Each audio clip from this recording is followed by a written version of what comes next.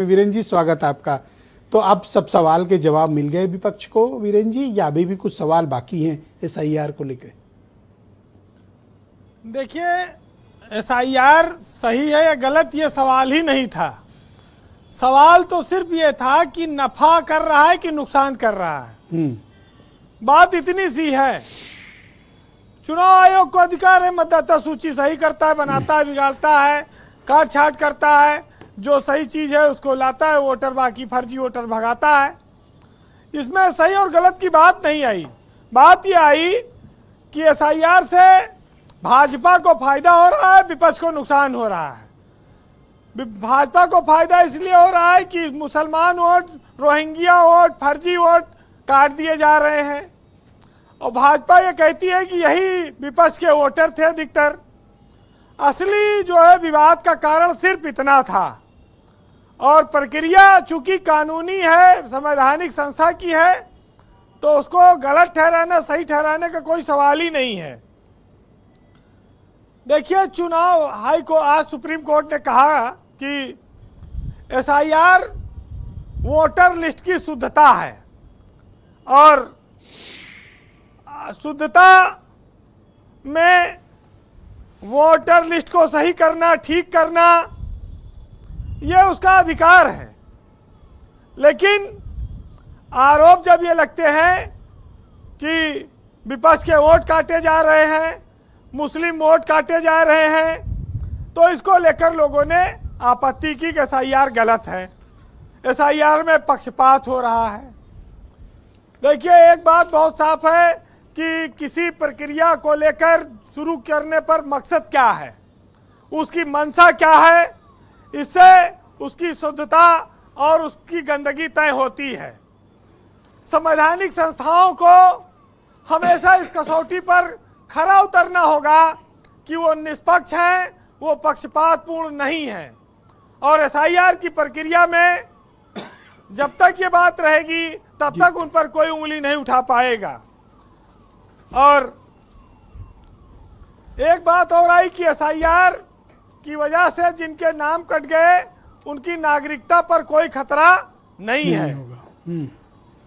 वैसे एक चीज बताएं ब्रजेश जी, एसआईआर पर जो फैसला आया बिहार को लेके, जब चुनाव खत्म हो गया फैसला आने का कोई मतलब तो रहा नहीं, सरकार तो बनी गई। खेती जब सूख गई तो वर्षा हुआ चाहे ना हो, क्या फर्क पड़ता है।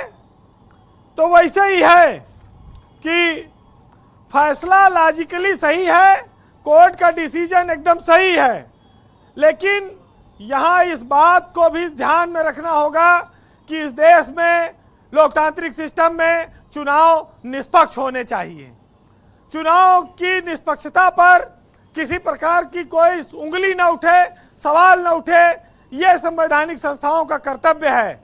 सबको बराबर और समान अवसर मिलना चाहिए, यही इस देश में लोगों की इच्छा है। और इसी को जब बात आती है तभी लोग कोर्ट भागते हैं या इधर उधर विरोध करते हैं, आंदोलन करते हैं।